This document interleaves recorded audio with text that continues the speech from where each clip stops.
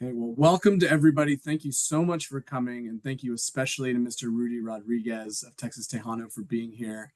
I'm Saul Weiner. I'm the membership specialist here at the Texas State Historical Association, and have recently taken over the Texas Talks, and it's been really exciting. This is the second one that I've done, and we're really excited to welcome, like I said, Mr. Rudi Rodriguez of Texas Tejano tonight. I'm going to briefly introduce Mr. Rodriguez and tell you all a little bit about him, and then I'm going to turn it over and let him take the presentation. He's got something really special prepared for y'all. And then at the end, we will have a question and answer session. So in the chat, feel free to put your questions in there. And then at the end, we will read some of them and start a discussion. So again, if you have questions, please put them in the chat. And just a reminder to please keep your video and audio off through the duration of the presentation so that it doesn't interrupt Mr. Rodriguez's speaking or with the feed. So without further ado, Mr. Rudi R. Rodriguez is a native San Antonian who is a community advocate, a business leader, and most of all, a Texas historian. He grew up in San Antonio, Texas, and graduated from UT Austin. He found himself back in San Antonio after college to help his father run their family business, EPI Enclosures and Engineering. And he is now the CEO of EPI Enclosures and Engineering. Mr. Rodriguez is also the founder and president of Texas Tejano, a nonprofit research organization devoted to researching, preserving, and sharing the rich heritage of native Tejanos and the contributions they made to shaping early Texas history. Mr. Rodriguez's passion for Tejano history stems from his own family heritage, particularly his ancestor, Jose Policarpio Poli Rodriguez, a frontiersman, surveyor, and Texas Ranger. His work includes producing documentaries, authoring publications, curating traveling exhibits, playwriting, guest lecturing, community and educational events, and he has built Tejano.com into a trusted online archive of historical documents. He has been recognized by the Texas Historical Commission for his statewide contribution to Texas history. The National Office of the Daughters of the American Revolution has presented him with their National Medal of Honor Award for Preservation of American History, and he has recently received an Education Preservation Award from Preservation Texas, along with many other awards. Mr. Rodriguez has also served on many boards for a variety of nonprofits and has helped with different political and community leaders' endeavors. And through his dual roles in business and historical preservation, Mr. Rodriguez continues to champion the authentic telling of native Tejano history. So again, without further ado, we want to welcome Mr. Rudi Rodriguez. Thank you so much for being here, Mr. Rodriguez. We are really honored to have you. And to kick it off, I just want to start by asking, how did you get started with Texas Tejano? Tell us that story. Long journey, if you will, I'd just like to, and historians, as you know, are not brief. So you tell me, take the time you need. But I did want to share with your audience that some of us are born with an interest, or avid historians, or promoted and induced into history. And I think I was one of those little kids early on. But my family, I come from a ranching family out in Medina County, west of San Antonio, and my grandfather, my maternal side, ran a 5,000-acre ranch and farm, had cattle and raised cotton, corn, and so forth. And as little boys, we were able to, we had the run of the ranch, if you will. We were into everybody's business, if you will. But there were still some old 1800 houses. There was old wagons in the inventory there, and first trucks, etc. So that was a great place to play amongst those things. But it also was a quick connect, if you will, or a connection or conduit, if you will, to what it could have been. And I was always interested in what that might have been like. Obviously, when you're a kid with a BB gun and you're out in the woods, I mean, your mind gets very creative. You're hunting for cottontails, but you're also trying to see if there's no Indians on the turn on the trail, or somebody following you or whatever. So the point is that the old buildings, the historical sheds and farmhouses and so forth, also really impressed me, the architecture, if you will. And as I grew up, I had an interest in seeking out more of that. Um, and oddly enough, it didn't take me into the Tejano community, it took me into the German community. And my focus after school was really visiting the pioneering areas of the hill country where the Poles and where the the Austrians and Bavarians from Germany came and settled in places like Sisterdale and New Braunfels, etc.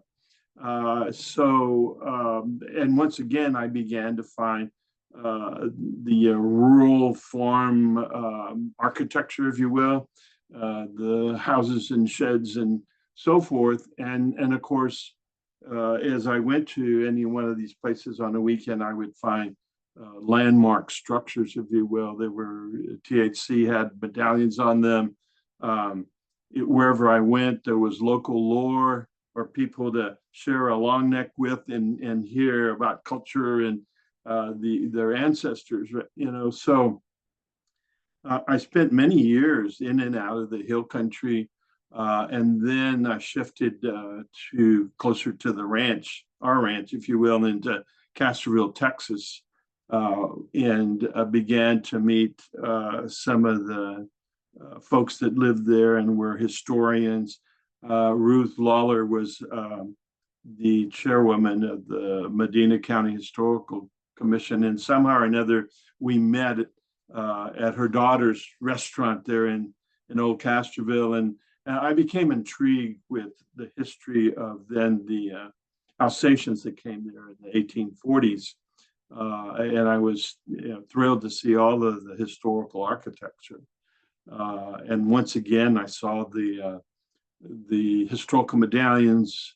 I was able to purchase books, collected a lot of oral histories with a bunch of 90-year-olders that began to be part of my experience in growing up in Texas and collecting history. That experience then led me down to Kosciuszko and Panna Maria, and visiting with the descendants of the early Polish pioneers. So that was a time period of almost about 20 years. And I had developed photos and renderings, and I had the beginning of drafts or thesis, if you will, on the Germans from the hill country, the Alsatians from Castroville, and the Poles from the Panna Maria area. But there's an old film called A Funny Thing Happened on the Way to the Circus. And I went to a first family reunion back in the hill country in Bandera. My parents had been after me to go. And so, number one, I thought, well, I've never seen anything in the hill country that's Tejano or Hispanic from the historical periods, if you will. And I also thought, why am I going to go to a place with 100+ people and I'm not going to know anybody? But I did go finally, and in the hill country, southeast of Bandera City, and we met around an old chapel, limestone chapel, and there I began to visit with my tias and tios, my aunts and uncles, who began to tell me about this Tejano that had been a Texas Ranger, a successful rancher, a judge, a county commissioner, a scout, a guide, gunsmith. And I was really in disbelief because nowhere in my travels or landmarks that I had uncovered or discovered did I ever run across any Tejanos with that reputation or that circumstance. And so I was really suspect, but I was really moved because they were all pretty much saying the same thing. So it led me and piqued my interest, and I began to do some serious research, records in Austin, of course, county courthouses in Bandera. And lo and behold, I began to discover this ancestor by the name of Jose Policarpio Pali Rodriguez. And it was just, it was an epiphany for me then. And here was the history of Texas vis-a-vis this Tejano, and it was my own roots and my own family. So that really lit a fire in me, if you will. It hasn't stopped yet. Those of you who are historians or genealogists or have, got the passion for Texas history know exactly what I'm talking about.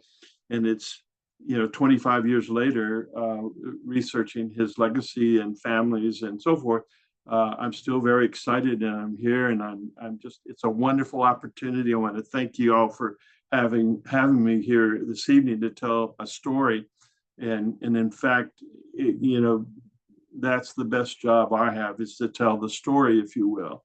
So once I had gathered information, documents, deed records, Texas Ranger records, then I knew I could, I had something serious that I could begin to talk about or to show.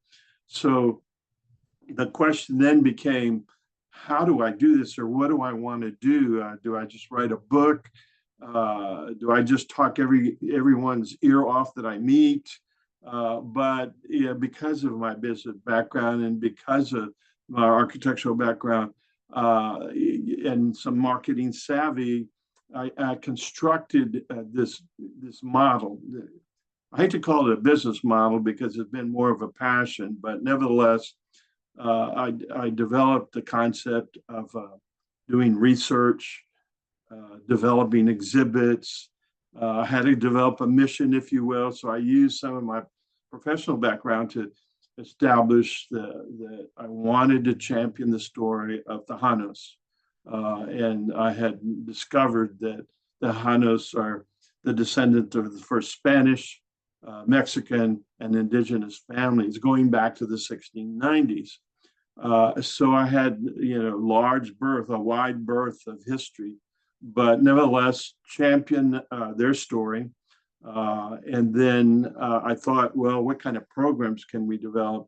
And so research, obviously, we continue to do research. We've got one of the largest archives on Tejanos right now in the state, I believe. And then I thought, well, gosh, I always thought about exhibits, and I had seen a lot of exhibits going to museums and city visitor centers in the Hill Country. So I had been exposed to that type of material. So exhibits I added onto the programming we wanted to attempt, obviously authoring books, but more importantly, developing educational material for the younger grades, 4th and 7th grade. That resulted with a phone call, as a result of a phone call to TEC back then, wanting to find out what was it that I could possibly do. And so a textbook was out of the question at the time. It's not now it's not, but then I was recommended that a supplemental Texas history could be had. So educational material is part of our programming, became part of the programming. Websites, because I had some marketing savvy, I knew that getting involved with media, whether it was TV, radio, or the print press, was important. And collecting artifacts, developing a collection. And then, so there was all this programming. So then we needed a name. And so after, hours of, trying to discover or uncover what to call the company, I came up with Texas Tejano. I know that early on, one of the professors out of Austin said, why are you being redundant? Why don't you just say Tejano.com instead of Texas Tejano.com? But nevertheless, Texas Tejano stuck. We crafted a logo and we got started. and so a lot of research up front, of course. My commitment was that we should do all the research possible before we ever got to print anything, so that we would be able to demonstrate that we had good scholarship in everything that we presented or talked about or lectured. And so that's kind of how I got started with Texas Tejano.com. That's wonderful. Well, we're really glad that you did, because as you mentioned, you are really right now one of the preeminent, if not the preeminent scholar in Texas Tejano as an organization is on Tejano history. And so it's really amazing. And I like that story about how you were doing a lot of research on sort of early pioneers and settlers, and all of that history is tied together. And I think that our members and audience members can really appreciate something like that. But that the story of Tejanos, especially in Central Texas or the Hill Country in particular, can kind of get skipped over or overlooked. But there's some very rich material there. And I know that you have a PowerPoint, and whenever you're Yes. ready, by the way, feel free to go ahead and start on that. And I will keep you pinned so that folks can see you and the presentation. Well, if we could start with the first slide. Here we go. Hopefully you guys can see that now.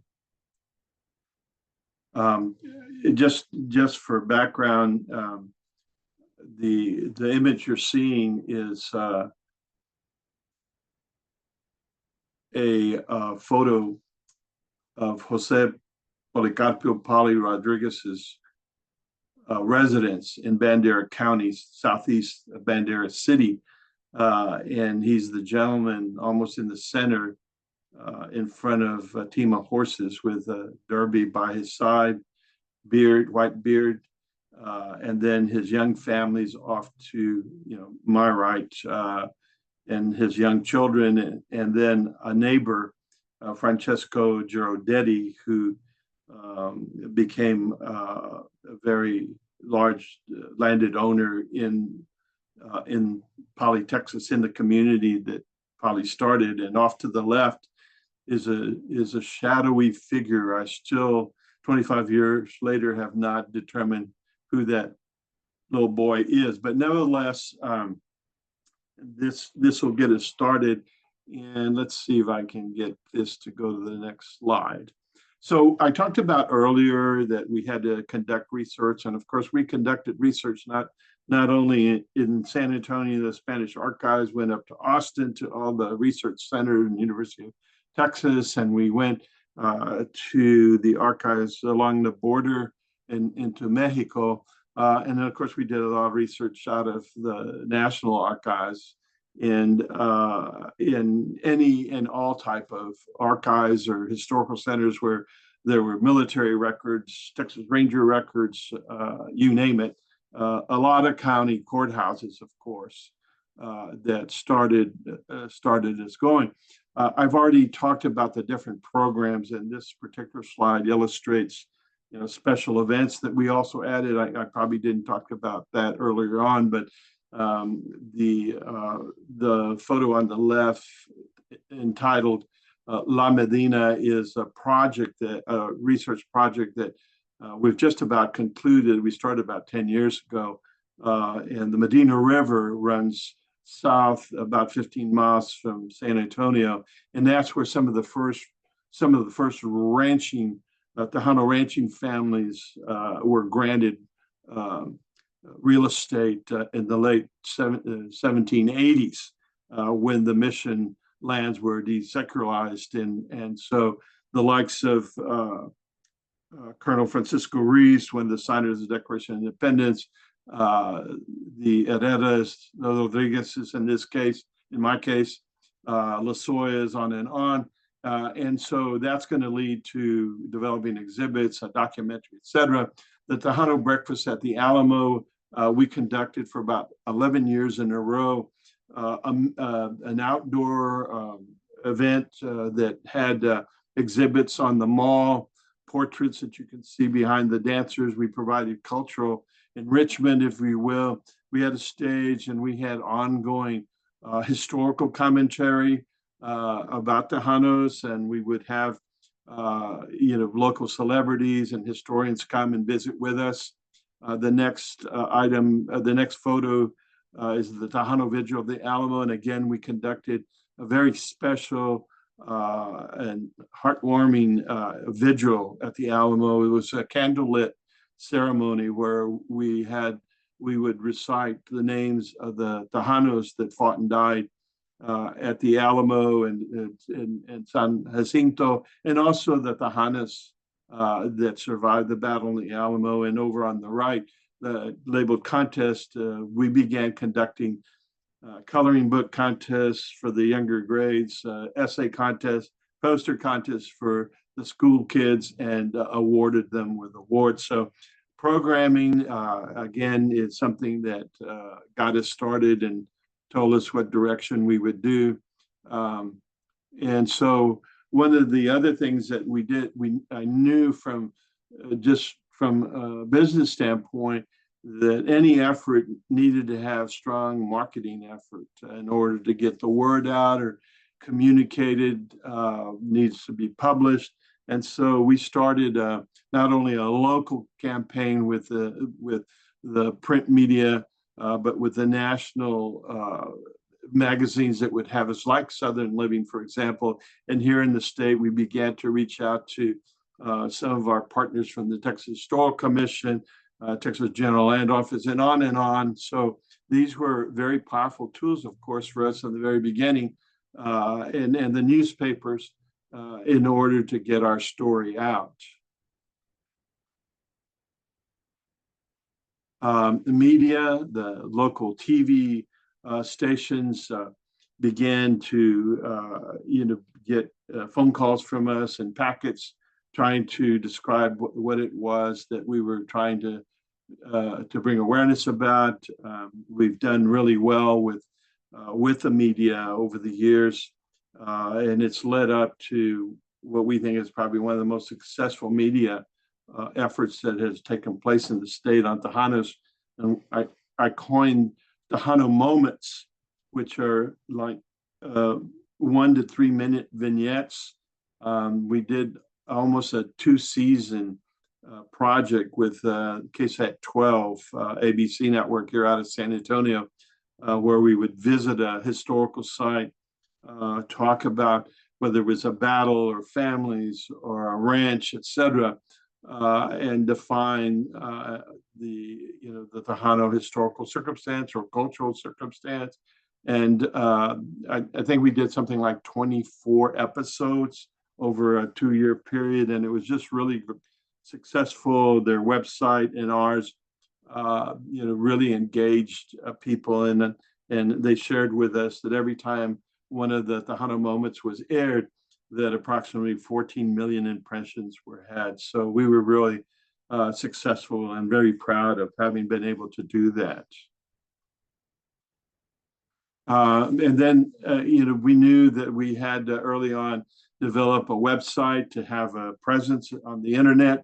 And so currently what you're looking at right now is probably our 6th version of Tejano.com. And of course it was, we developed it to where you could see what type of programming, history, what kind of publications, what we were up to by way of special events and news that we were making. We had some membership available, and we even had the store for some of the publications and posters that we were developing. It's still a very unique exhibit for Texas history and for those current Tejanos that are in our state that are wanting to know about their own heritage and legacy. We felt that everything that we did on our website would help a viewer or a visitor to the website to begin to understand how to and what was available to them. So it's been a good tool, I think, for the general public. Oh, I wanted to mention that on the website, and we're getting ready to do a 7th version, that we're actually producing a well-organized archive, Tejano archive, and not just on our favorite hero, but on Tejanos in general. It's Tejano History Online.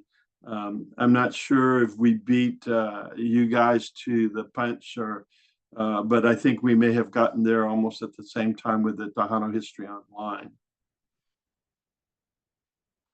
I mentioned that we were wanting to do supplemental history for the classroom in 4th and 7th grade. These are images of what we ultimately developed, a teacher's guide, a student book, primary documents on CDs is what we began with, and then colorful and timeline posters for the classroom. We're currently developing a brand new DBQ series for a teacher's kit, if you will, and we're working with a school district in Bexar County on the southern end, and we hope we'll get it going. We're pretty much completed with it. We're still having a visit with their curriculum directors to make sure it fit. We're going to be a good fit. And then I believe that next year in September, there'll be the inaugural implementation of our newest teachers kit. And we've already had other school districts interested. And of course, we want to promote for 2026. That's going to be a big picture item for us, is to promote this and put it into as many classrooms as we can. The educational outreach, of course, we didn't stop with just 4th and 7th grade classrooms, although 25 years later, and I've had such wonderful experiences being in a 4th grade classroom. I discovered that 4th graders are like sponges. Everything you say, they're going to remember and ask questions. So I've been paid back many times over with being able to have that connection with those students who connected with Texas history beyond their wildest dreams and teachers' wildest dreams, because they were hearing about Tejanos and people, pioneers that had their same names, etc. And it's been an incredible connection to work with those 4th and 7th grade classrooms. However, I've also enjoyed being in 4th year history university classroom settings, and obviously I get another level of questions, etc. But nevertheless, we've lectured at pretty much all of the UT system universities and locations, and A&M just many private colleges throughout the state, from the Panhandle down to Brownsville and El Paso to Houston and everything, and many places in between. Oops. Typical of a lecture hall. This was at UT, I'd say several years back. And it's really amazing that if you pique students' interest, their focus and their listening, and I've had nothing but wonderful experiences.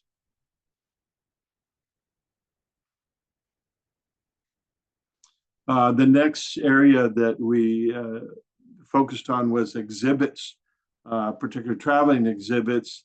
And this is one of our traveling exhibits. It's 8 freestanding panels with storyboards front and rear. And it's got photos and historical documents and narrative, of course, that tells the story. In this case, our Tejanos in Texas traveling exhibit, and it's a more plural story from 1690 to 1890, if you will, and the story about Tejanos exploring Texas in the late 1680s and 1690s, and the first communities like San Antonio, or the first missions in 1719 and 1731 for San Antonio, and on and on. Also, you'll note that in this photo you can see one of our artifact collections saddle, and then one in the rear. I think to date we have about half a dozen historical saddles that have been gifted to us from different families that we've come in contact with. Sorry, I keep on going the wrong way.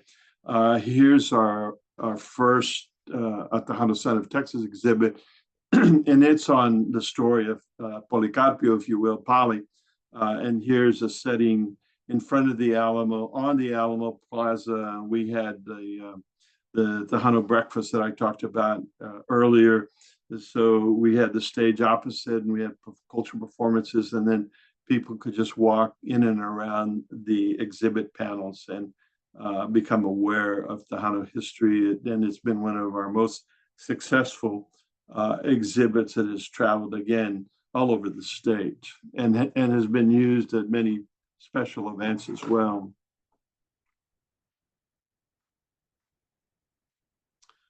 We also thought that we would do something in the fine arts arena and developed what we refer to as a mini exhibit. These are 6 portraits that we developed and commissioned with an artist. I worked with Leland Thompson, and on the left is a portrait of Gregorio Esparza, who was born in San Antonio, part of Colonel Juan Seguin's cavalry unit, and dies as a hero at the Alamo. Next to him is Toribio Lozoya, who was born at the Alamo, garrisoned at the Alamo, and he's going to die at the Alamo, also part of the Colonel's cavalry unit.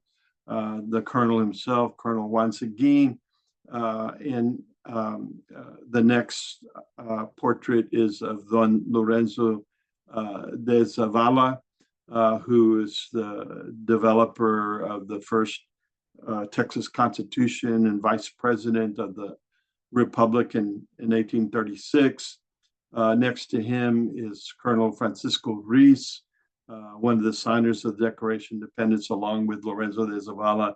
And to his right, his nephew, Don Jose Antonio Navarro, who was also, as I mentioned, signer of the Declaration of Independence. So that in itself, along with documents that we have, can be produced as an exhibit for smaller display areas, et cetera, or in combination with our traveling exhibits. We've filled the rotunda at the Capitol in Austin with portraits and exhibits and artifacts, et cetera. And it's been a great opportunity to bring awareness to the kids that go and visit the Capitol year after year. We've been there several times, and we're looking forward to being there again next year during National Tejano Heritage Month. See if I can get it right this time. Nope. We felt we had to impress the viewer with, we've been a lot of places, and there's been a lot of people that have seen our exhibits, and in fact, they have. It's been really impressive, and the exhibits are probably one of the most successful things we've done. Although I think the moment that any child or student is moved with the idea of, my ancestors were part of the early Texas history, I think, that's a very powerful reward and circumstance. Our collections at this point number over 2,000, whether they're the spurs or saddles, documents, historical photos, and many different items. We have our map collection as well. We have a lot of deed records. We have land grants. There's the community that Polly developed in the 1860s in Bender County. There were over 30 Tejano ranching families, and there were, in the beginning, 30 recipients, Tejanos recipients of the early homesteading grants that we have a collection of that's really stunning and important and really tells a powerful story.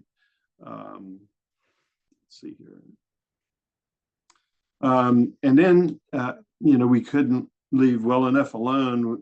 I thought we need to develop a documentary on Polly's life and other Tejanos. So we proceeded to write a script, and we did that. And then we began to gather videographers and camera people, reenactors, men and women in period costumes, etc. And we filmed all over South Texas to produce our fourth documentary, which is pretty inclusive of Polly's life.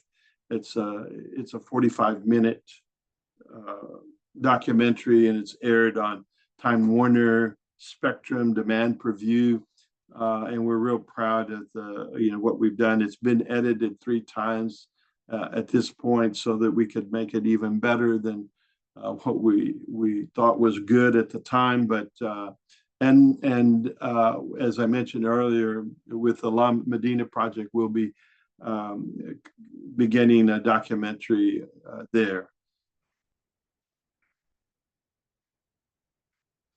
Also, I became a playwright, if you will, by scripting a drama on Tejanos. It's called The Revolution Remembered, 1835-1836.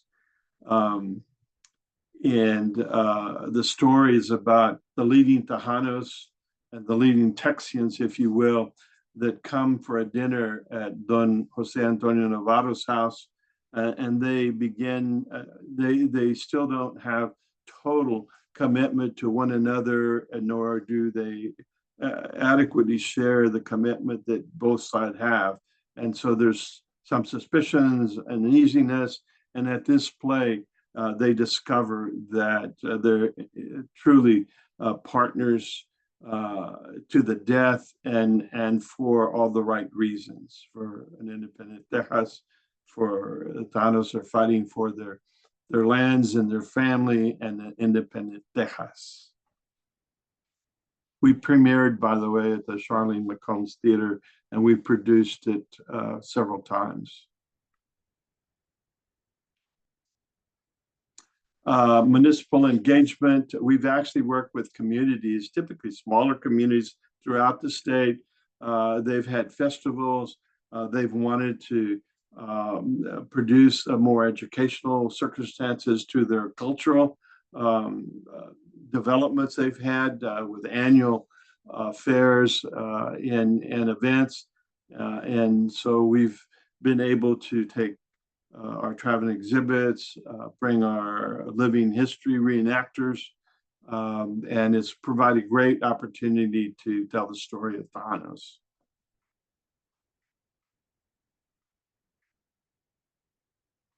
The last thing that we do, or that we added to our list of, what we wanted to do by way of research and publishing and marketing, bringing awareness and celebrating the Tejano heritage and legacy, was advocacy. And advocacy was kind of a natural evolution for us, because we've been involved in our communities with the chambers of commerce, with charity efforts, etc., and with our local politicos. And so it was natural for us to return to Austin, for example. And here's a photo with George P. Bush, who was the general land commissioner prior to Dr. Don Buckingham. And so we would enlist GLO and THC representatives early on when we started, and yourselves, TSHA, to bring awareness, help to bring awareness on Tejanos, be a part of the conferences that were, in some cases, just beginning.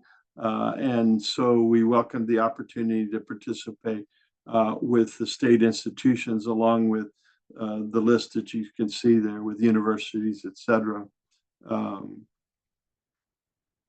We've had many memberships that we've become a part of, organizations, and we continue to develop new memberships throughout the state and also nationally.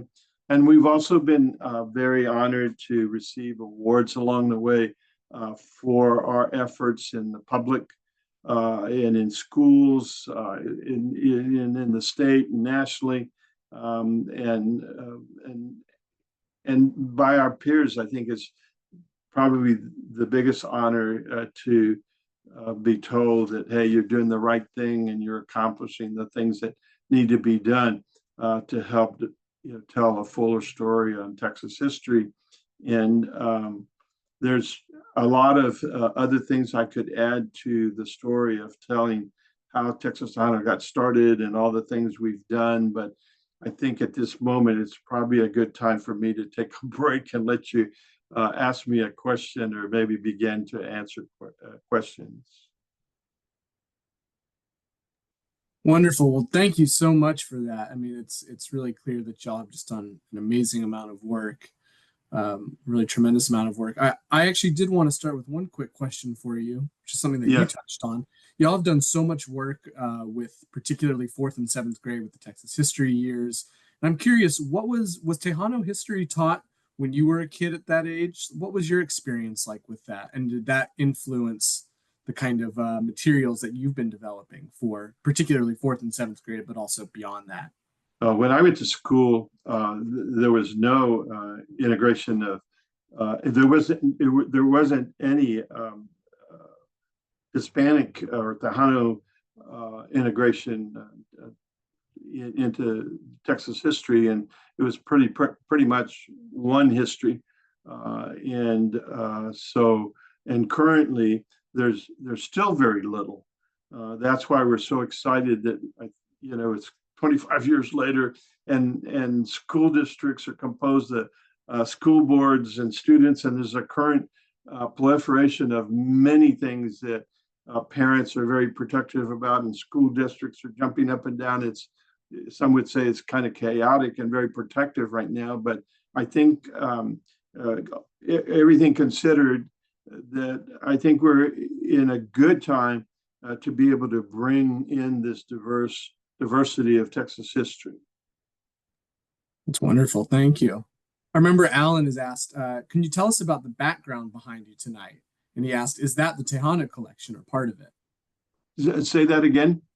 If you can tell us a bit about the background that's behind you while you're speaking. And he asked if that was part of the Tejano collection. Oh, I wish it was. And we would have to bring part of the library I have at my house, and then part of the library it's in my office. But my very capable and longtime assistant Vincent Tavera composed that this afternoon. I was joking earlier that I said to Brett, I said, "Oh yeah, we built that this afternoon especially for this interview." But I can assure you that our library, our Texano library, the Tejano library, is hitting right now at 1,000 books. And in order to do, as you know, history on individuals or a certain sect, you need maps, and you need whether the wildlife in Texas and the freighting, yada yada yada. And I think we hit 1,000 books in our collection at this point, and of course our map collection is about 200 and growing. So we hope one day that, and we do have space. I have two buildings that I own in our business, and the rear building, half of it is dedicated to holding of our exhibits and artifacts, etc. But we're hoping, and we're actually planning where and when and budgeting for a facility that will finally house everything together. Wonderful. So really, in a sense, even though that background was that y'all made that for the presentations, that would look probably quite a bit like like the actual Texas Tejano collection would, seeing as there's so many books, maps. Seems Yeah, like absolutely. Absolutely. Yeah, it would be accurate. Wonderful. Well, we have another question. This is from our member Nancy. I'm going to read this to you. It says, Mr. Rodriguez, have you considered bringing the traveling exhibit materials to the Dallas area? I used to teach fourth grade social studies and had to go pretty far afield to find information on Tejanos to add to material to my textbook. I am now retired, but I still have contact with teachers in 2 schools and would love to share resources with them. So the question was, have you considered bringing this traveling exhibit materials to the Dallas area? Yeah, we've considered it all along, and in fact, we've been only one time to Dallas. It was to SMU, and oddly enough, our connection was that Polly was a reverend. He became of all the roles he had over the course of his life. The last role for 35 years was as a Methodist circuit rider and minister and a reverend and ordained and was a senior elder. And we contacted SMU and their research library, which led to their history department. And so they engaged us probably about 5 years ago. We currently have an opportunity to work, in fact, with your organization next year in April. I think your conference is going to be there in April, I believe. And so what we'd like to do for Nancy's sake is, we want to travel our exhibit, of course, for your conference. And while it's there, we'd like to see if we can connect with other locations, other venues that could take our exhibit. Our biggest cost in traveling these exhibits is the freighting. And so it just makes dollars and cents if we can, once we get somewhere, that we can continue. So let Nancy know that we're all eyes and ears, and to contact us to see if we could make that happen, because we genuinely would want to be able to do that and visit with kids and you name it. Great. Well, you answered a couple of questions actually right there. So I'll make sure, first of all, that Nancy will be able to connect with you and Texas Tejano so that she can help you out with that. And like you said, you mentioned that y'all will be at our annual meeting, which is, of course, March 4th through 7th this year, in 2026 in Irving.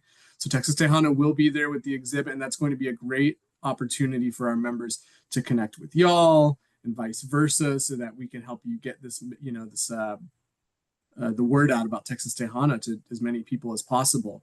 And in fact, I remember Aaron also asked if you have plans to take the traveling exhibit to other locations beyond just Dallas, such as Amarillo and the Panhandle or East Texas. And it does kind of sound like that's like given the right resources and the right people, y'all would be willing to go all over the state with this. Does that sound about right? Absolutely. And we currently have 4 exhibits and 1 in the planning. So we're going to start as early. I mean, we've already have 1 exhibit traveling to your conference, but the earlier people can contact us about that, the better we can plan our year as well, because we do have pre-planned events for 2026. But we absolutely have exhibit will travel. Wonderful. Another question that we got from Brett was, who are the historians or the books that you enjoy reading? I'd have to have that list in front of me. Many of the publications that you all have published are on in my office for sure. And one of the little notes I recently got was from Colonel Ty Smith, who just recently published the Old West Revisited, if the old Army, the old U.S. Army, and he has a series that I've thoroughly enjoyed, because that really provided me not only with reference material for Poly, but it's one of my favorite subjects is Texas military U.S. history, if you will, and that's just something that I continue to thrive on, if you will. And Wonderful. And there is time for more questions if people have them, so feel free to submit them. Another one that I saw a little bit earlier, somebody asked, was how can people, organizations, or schools get in touch with Texas Tejano if they're interested in the traveling exhibit or setting up a guest speaker? How does the process work for somebody reaching out to y'all? So the Texas Tejano, there's two people that can be contacted, and Vincent Tavera, and his email is Vince@TexasTejano.com, and then we have Jennifer Quintanar, and see if she's Jennifer@TexasTejano.com, or you Great. can just go to TexasTejano.com and leave us a message, and then we'll make sure that someone returns the email. Wonderful. And Vince just put his email, in the chat. So folks, feel free to reach out. And I'm going to type this other one right now. This is for Jennifer, who I can testify to responds very quickly and is very helpful. That's right. Yes. Oh, yeah. Thank you, Vince. I appreciate that. So it's actually publications@TexasTejano.com and marketing@TexasTejano.com. Right. Brett put the link in there for, yes, it'll go to the same folks. Brett put the link in there for the website. And well, Mr. Rodriguez, I just wanted to say thank you again so much. I think our members have really enjoyed this. It's so wonderful that there are people who are working so diligently on Tejano history in Texas, because as you mentioned, it really has been overlooked for a very long time, but it speaks to people on a really deep level. It really has to me.